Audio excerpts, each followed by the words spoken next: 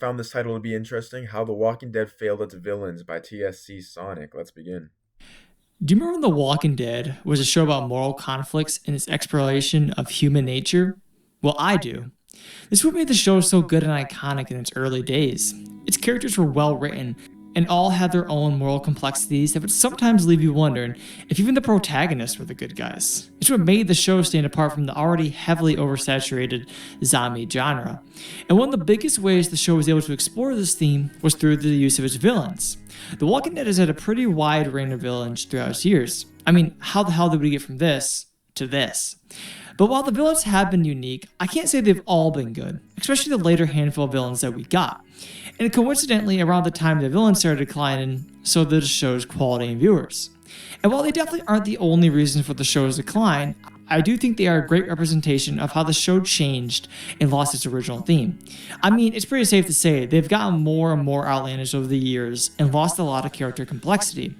I could sit here all day and talk about the conflicting interests of the governor and Shane, but what is there to say about Beta or Pamela besides they are the clear bad guys? The show was at its best when the antagonists had motivations that made you. That's very true. It's kind of like the Spider-Man. Spider-Man. All of Spider-Man's villains, he like knows them personally in real life, and like with Shane and Rick, obviously they know each other. And then even with Governor and Rick, like they had like kind of like this relationship. But then with like Pam, like I mean, I guess you can kind of say Pamela has a relationship with like the main characters, but yeah, it's not the same. Questions if they were really that bad. The show might have its clear protagonist, but there's many times when they make decisions that make you wonder if they are even in the right. It's why everyone talks about Shane. It's always the same with you. It's like the first moment. It's whenever you're put to the test. Stop acting like you know the way ahead, like you know the rules. There are no rules, man. We're lost. No, man. I know exactly where I could probably easily make a 2-hour video about this alone. There's a lot I can say about this character. First off, I'm not sure if he's in the same class of villains as the other ones are, because while Shane does have some negative traits and moments of questionable morals, there's also times where his reason and perspective makes more sense. And that's what I love about him in season 2. The show likes to paint Shane as the antagonist or Rick, but you can't help but love him at times. I mean, his memeable lines and arguments of the group is always a highlight of season 2. Like, go to any Walking Dead TikTok and you'll probably see a clip of Shane.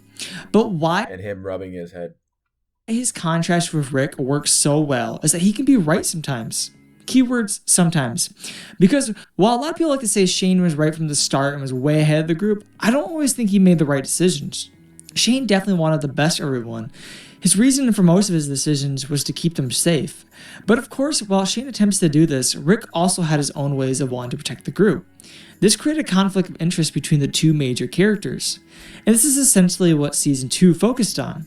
But what separates Shane as an antagonist from the. You know what's interesting is that Daryl backs Shane like quite a bit in season 2. Yeah, he backs him up, and then obviously Daryl becomes basically like Rick's right hand man later on. And Rick and Shane have that feud. So other ones that are later introduced is that Shane is more so an antagonist of Rick. But that's because Rick's ideology kind of turns into Shane's in a way too. So that kind of makes sense of why Daryl would also back Rick.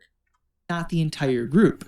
He's not a bad character who just wants to kill everyone. Instead, his interest is keeping the group alive. It's just his execution that ultimately would lead to his downfall. Because Shane as a character has a lot of flaws. He's very emotional and short-sighted. He can often lash out on others and cause chaos with the group. And through jealousy, he forces himself on Lori and attempts to kill Rick. As Rick once said, he's his own worst enemy.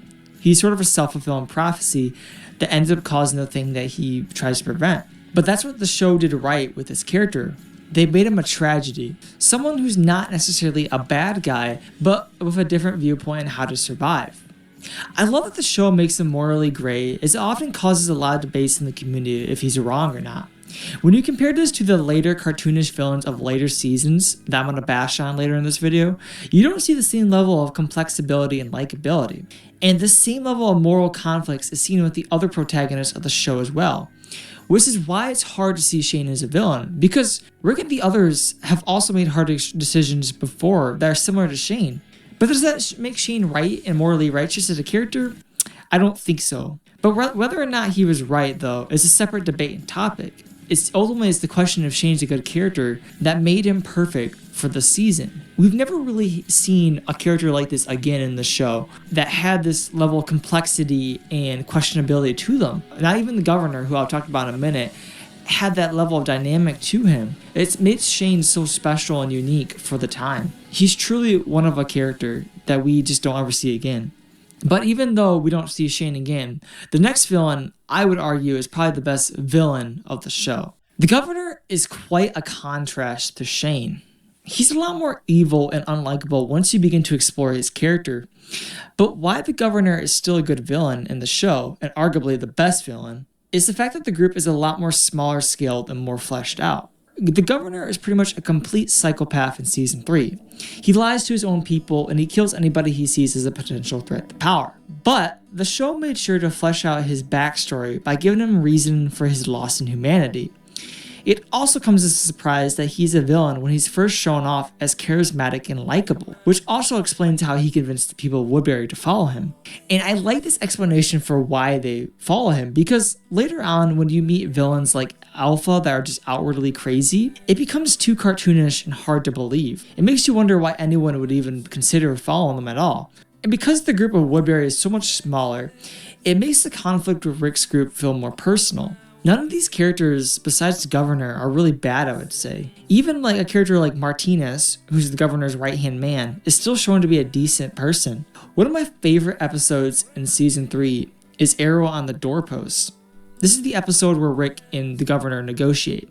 What I like about this episode is that we see Daryl and Herschel talking with Martinez and the scientist, and it kind of shows how similar they are as characters in the way, and how they're just pretty much caught on different sides of the war.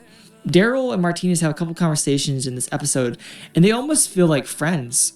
And I think towards the end, they begin to realize that they're more similar than they thought, which is how the show does a great job of showcasing how there's not always necessarily a good and bad side in a war. It's more so two groups of conflicting interest. And if you think about it, most of the people in Woodbury are pretty justified in wanting to attack Rick when he shot their home. To them, they saw some random person kill their own people and attack the place they live in. But of course, the governor made up a bunch of lies to cause the war between them. It does a good job of showcasing the gritty realism of how wars can be started.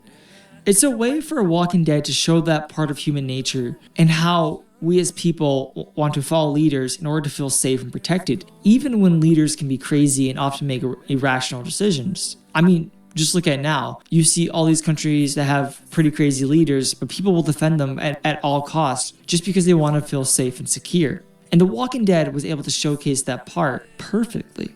And eventually winds up with the group leaving him behind when they realize how crazy the governor is. But not only did the show showcase that, but it took it even further by giving the governor a semi-redemption arc. And what it does right with this, unlike a later redemption arc, is that it doesn't make the character take a complete 180. Because while it does seem at first he changes and regains some of his past self, he very quickly goes back into his own habits. And then that's when you realize that the character has been too far gone this entire time. It's just all a facade to hide his true loss of humanity. At first, he buried his humanity in order to seem strong and fearless. But now, he has to hide his loss of humanity in order to seem like a normal person. It's what makes him the perfect psychopathic villain. And while when contrasted with Shane, he wasn't much of a moral conflict character, he's great. Basically, I think what he's trying to say is that they're both kind of like realistic. Obviously, you can understand Shane, and his opinions and everything. And then with the governor, he's, even if you don't side with him or even understand him in a certain sense, you can still, he's kind of realistic in the sense of he's, a kind of psychopath. We see psychopaths in real life. Obviously, most of the time we don't either know they're a psychopath or just see them like acting like a psychopath on the street, but we see them around, right? And then how he's calling like the whispers like more cartoonish and everything. So I think he's kind of trying to say that they're more realistic in this season because he's completely evil and does his best not to showcase it, which in turn makes him unpredictable and entertaining to watch whenever he's on screen. It still loops back to that show's theme of moral questionability in human nature that it does so well in these couple early seasons, which with its next major villain, it would unfortunately begin to lose that focus.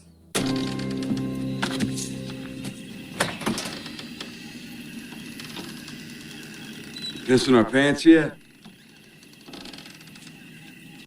This is when the villains begin to become cartoonish. Before we talk about Negan specifically as a character, let's talk about the group of saviors. So the saviors start this trope that I call the NPC characters. Why I describe the group as this is that there's simply just way too many of them. There's a lot of expendable background characters that pop up whenever there is a fight scene. In fact, there's so many of these saviors at times that it feels like there's an infinite number of them. And due to the excessive amounts of side characters, it makes the narrative lackluster and one-dimensional. Most of these guys' personalities are just mindless biker guys who are just dicks. They looked cool and intimidating at first. Yeah, that's a good point. The NPCs, I think that's a good point. But once you meet Negan and the rest of the saviors, they just lose that appeal right away. Because these side characters have no depth or complex morals at all to them, but they're just there for filler as villains. And because there's so many of them and the show doesn't know how to handle it, whenever there's like a fight scene between Rick and a couple of saviors, it always ends up with them never being able to actually kill anybody. Like, it's crazy to me that Rick can kill groups of these guys at once, but the saviors can barely manage to kill one person at all. Like, the plot armor begins to get so insane in these later seasons with the villains and protagonists that it becomes so unbelievable. And what's even more unbelievable is Negan. Now, Negan as a character I think is fun and charming. He definitely holds up the later seasons on his back, especially after Rick leaves. But he doesn't work as a villain for me. The first problem is that he's too comical and one-dimensional at times. He goes around making jokes to everybody and then just kills someone randomly to make a point. And why anybody would want to follow a guy like that is a question to me. At least with the governor, he was cunning and used psychological tricks to convince people. But here of Negan, his whole personality is so outwardly that it becomes unrealistic. And basically the whole savior arc is that Negan and his group are just a bunch of dicks to other people around them. There's not really any twist here, and there's no reason to like this group at all. Besides, I will say though, they did a good job on Simon. Dwight maybe. And then after Negan loses and he's on his own, they then pretty much 180 him with an entire redemption arc. And then they say, hey, he's likable now. There's not one moment where he ever slips back into his ways at all. And spoilers for the comics here, but that's what I appreciate about the comics, that they don't do a redemption arc on him. They do they don't necessarily do the opposite, but they do something we wouldn't expect, right? Just having him dip. And the show tries a couple times to like trick us and make us think he's back to his old way, but then they're like, psych, we got you, as a quick little jab. It's quite a contrast to the governor's redemption arc. Because with the governor's redemption arc, even though he showed signs of change, he still truly wasn't a changed person. And we saw at the end of the war that he went back right to his old habits right away. But Negan never really has a moment where he slips up. There's maybe one time in season 11 where he talks about wanting to kill the group originally. That's the only time where he ever alludes to his past self. It's just like they flipped the switch on him so hard that it just becomes almost unbelievable how he would just become a good guy of the group now. But I think it's so significant about this villain group, though, being introduced, is that it ultimately changed the entire show. One could say that Negan pretty much ruined The Walking Dead after his introduction. And there's many reasons for this, from being a goofy villain to cringy dialogue, and basically a protagonist now basically becoming the heroes of the day. The show just never really got back into its original themes of moral conflicts it had with its other villains. Like I said before, Negan the Sabers were just simply too much of generic bad guys to... I think the writers just really liked writing Negan, and they just put him in, made him say certain things that they thought was funny. And same probably Jeffrey Dean Morgan as well. It's kind of like the whole Norman Reedus effect, how like whatever Norman says goes, and it kind of just feels like that's probably the same with Jeffrey Dean Morgan, and maybe just the writers too. They're like, yeah, let's just put Negan here. Let's have him do this because it's funny, or we think it's funny, and yeah, they just kept writing him over and over because they wouldn't, like, they're obsessed with him. That's why they put him in the Walking Dead Dead City, terrible title. They put him in that show because they're obsessed with him. They can't stop writing him. But Robert Kirkman knew how to put him away though. Really have any redeemable parts to them. It becomes more one-dimensional and cartoonish. And I think the only reason why Negan is entertaining as a character is because of his charisma, outwardly personality. While he does work as an individual character, I just don't think he works as a villain. And unfortunately, this trend of cartoonish villains gets worse with the next group. Like think about like characters like Abraham and Abraham, Bob. These characters that were around for like maybe a few seasons, but they were very memorable characters, and then they just went and died, right? And like even Noah, he was only there for one season, right?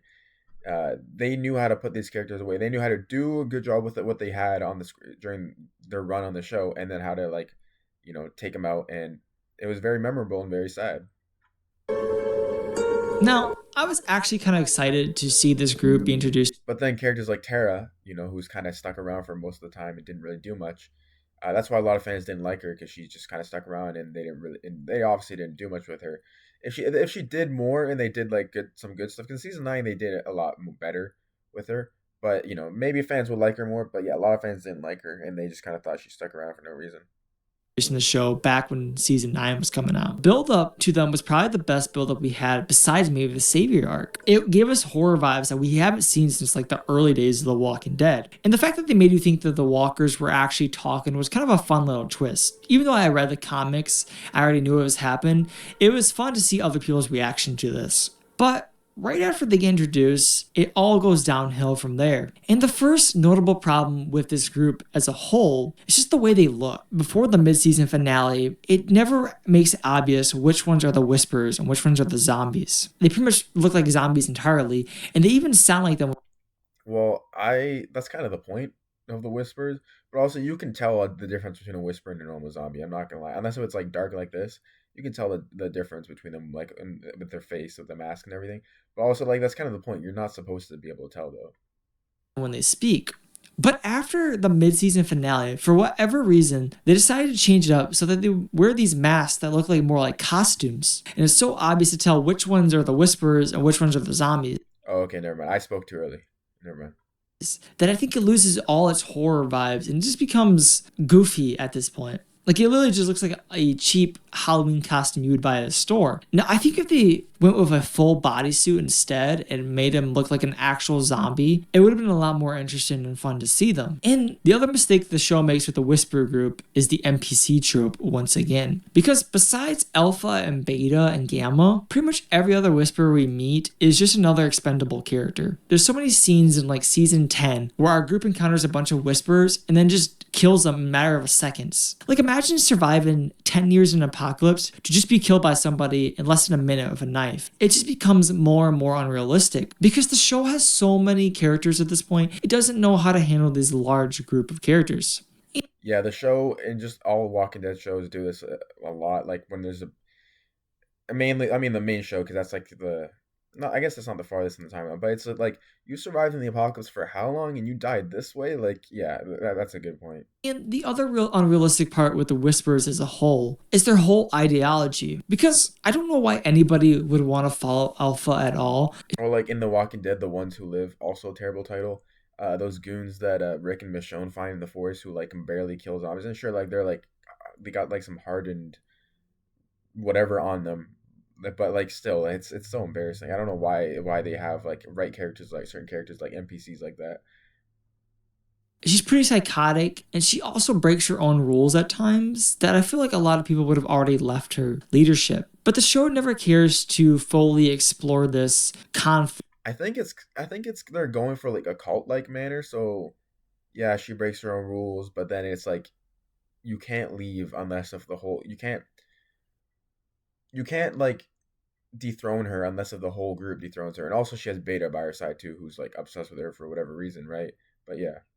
Conflict of interest between the group, and instead just focuses on Alpha pretty much only. And even then, Alpha's not even that much of a complex character. Besides her relationship with her daughter and a little bit of backstory that we get in season 10, there's not much about her that makes me interested in her. She does that typical villain stereotype where she'll just kill her own people to make points. Her whole cult-like religion and beliefs just makes the entire group feel like a joke. I don't think we ever have a moment with her that makes her feel like a complex, in-depth character. But what's even worse than Alpha is Beta. While Alpha has some backstory and reason into why she became what she is, Beta is so one-dimensional in this group that I just don't care for him at all as a character. His whole backstory is just a famous guy who's a country singer who's now a whisperer. And he pretty much is just the big, bulky whisperer who can fight anybody. And that's pretty much his entire personality the entire show. They give him like a little bit of a backstory in like the last 2 episodes before the finale. And then right after that, they kill him in the finale in the most cheap and quick way I've ever seen for a villain. Like seriously, it lasts less than a minute and then it's over. Yeah, that's all thanks to Norman Reedus here. I agree. That was super dumb.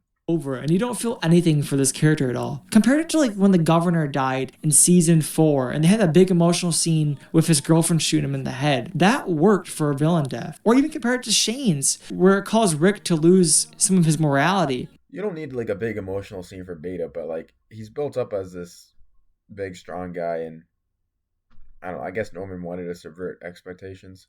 When a character like Beta or Alpha dies, you feel more of a relief. But like you can't subvert expectations if like you don't even make this like a real character though.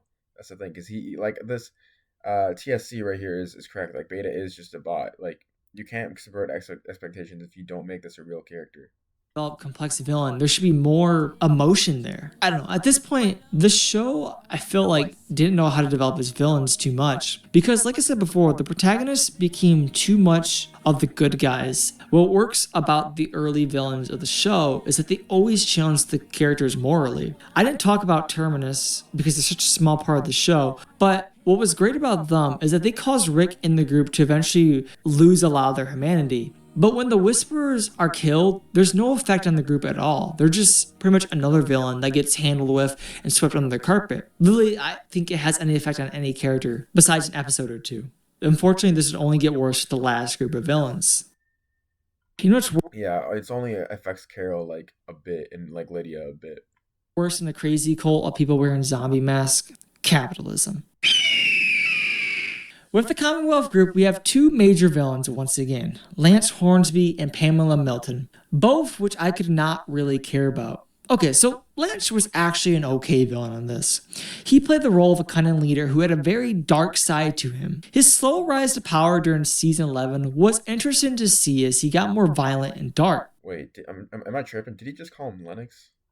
But before they are able to do anything interesting with him, the show then kills him off in a cheap and quick way. Yeah, no, but I agree though. Lance was built up to be such a cool, interesting character, and then they just fumbled him. Build up, no climax, but he just gets shot with an arrow. And that's the end for probably arguably one of the better later. They make him super interesting in the first half, or like the first few episodes we see him, and then they just turn him into a complete idiot, complete moron. Villains. Well, certainly they must have done a better job. And like, don't get me started about the morons over here. These guys die in the dumbest ways, and they have like armor too, and also their armor is like complete garbage. Like this, you could just rip all this off right here, like this. You could just rip that off, and like you can just stab or shoot an arrow right between here or right in the neck here, because this is not covered. Like none of this is covered. You can just rip these goggles off. In the comics, the Commonwealth armor was actually like good. You couldn't like rip it off. You couldn't. Like this is just held together with straps. You could literally just move this, and like also when Daryl was like holding it, or when he was wearing the armor, he looked ridiculous, and that just proves like this thing right here, this chest plate, you could just be like running, and this would like dangle awkwardly and like expose your entire chest. But Pamela, right? Not really. She pretty much played the role of a government leader who sat back and let everyone else do everything, basically like our leaders in real life. She has very little backstory and build up to her being a villain in the finale. And I mean, that's, to be fair, this guy said basically like our leaders in real life. Well, in the beginning, he was saying like how like Shane and the governor are kind of like realistic characters and realistic people and everything. And, you know, if our leader, I don't know. I don't want to say, because I don't know every single world history leader in the history of time, right? But if you want to say like our leaders in real life, then that kind of implies you might as well go say, I'm rambling. I'm gonna shut up. in fact, there's so very few scenes of her. We don't really know anything about her. And she has this one emotional scene in the finale, and that's it. No conclusion to her, a character arc, or anything. No redemption, no nothing. She just almost kills herself, and then she's sent to prison. And that's pretty much the end of Pamela. It's so weird that the final villain of the show has like no development to them at all. How did we go from a character like Shane, who had 2 seasons to being developed, several complexities about him? He had likable traits, he had charming traits, but he also had his own problems. To think the governor, who was a more evil character, but also had a very outwardly charismatic and likable approach to him. But now we have a group with a leader who just sits back and does nothing. And arguably the only other good villain that was part of it dies so early on that it's never allowed to fully develop and become anything. anything. Even when Lance does become more violent, they don't even show anything to showcase this. And this problem with the villains is also a problem with our main characters like Daryl and Carol. Like they're non-characters as well. So scene in the mid-season finale where he goes to flip a coin to kill the Oceanside people, but we never actually see this play out. We're just told what happens, which is just a yeah, that was some complete BS. That was the garbage. Bad way of showcasing a ruthless villain. When you're trying to demonstrate this stuff, you have to do more show than tell. Remember when the governor just gunned down his people randomly in that one scene? And then you realize like, oh shit, this guy's actually crazy. But then with Lance, you're just told what he's capable of, but the show never actually physically shows you what happens. And the thing is, nothing happens. They don't even kill the Oceanside people. Thing with Pamela, but even worse, I would argue, because Pamela only has a couple of scenes that showcase her character. And what's worse than these two villains is just the Commonwealth in general. I mean, there's a lot I could say about this whole group, but like the Commonwealth soldiers are once again NPCs this season. They have very little character development at all to them. They're pretty much mindless copycats of each other. And their whole design is so... Look how derpy this dude looks, bro. Like, I mean... and like, no, I'm not even talking about like the actor or anything. Like, I'm not trying to like disrespect the actor, but like, bro, like, look at this armor. Like, what is this? This isn't even fit like on straight. Like, it's like they did this on purpose. They just slapped this stuff on, bro. Like, come on, man. So stupid. And like, look at this. Like, you can stab all this. You can just rip right, bruh. You could unclip that. You could like get a knife and cut that. Oh my gosh. With the white armor, everybody says it looks like stormtroopers, and their aim is so bad that it's unbelievable that they would even be a soldier. And like you can see like the back too. There's like no armor. And they can't even kill anything. They have a hard time fighting zombies. But whenever the group, yeah, see, like this dude's been living in the apocalypse for how long? Like he deserves to die this way, bro. This is one zombie, my guy. Encounters these characters, and they're vastly outnumbered each time. Somehow they miraculously kill all the Commonwealth soldiers without any effects to them at all. There's no stakes whenever these characters are around. They're just used as expendable characters because the show never knows how to handle large-scale villains. And this is where I feel like it has lost their original premise of what a good villain was in the early days and just try to up the stakes each and every season with the villain. As the show became more outlandish, so did the antagonist. Look at all this, bro. I think Walking Dead's original point with its villains was to take normal people and make them change in a way that could happen to anybody. That's why the villains were good. Because while they do questionable things, they used to be normal people. They didn't have a bad upbringing or anything. Most of them are just morally broken or morally gray. But that's why the early villains are so debatable if they're actually truly evil characters. But later on, when you have groups like the Whisperers, the Saviors, and the Commonwealth being introduced, that's never really shown again. The show paints them as the bad guys so obviously that you have no room for debate if they actually have any reasoning for why they are. I think as the groups got bigger, they lost a lot of characterization because everyone still remembers and talks about Shane 9 seasons later. But I don't think anybody will care to discuss a character like Pamela because there's nothing That's such a good point, actually. Like, everybody's talking about Shane the governor, but nobody talks about Pamela. to say about her. There's no likable traits or anything really to her. We don't ever really get a flashback scene of her. We don't ever really explore her background, besides a couple of like throwaway lines. And this lack of care for creating compelling villains ultimately what made the show less and less enjoyable. Just as a well-developed and interesting protagonist is needed, so is a villain. Okay, well that's where I'm gonna end it off here. Hope you guys did enjoy. Subscribe, like for more, and bye, peace out.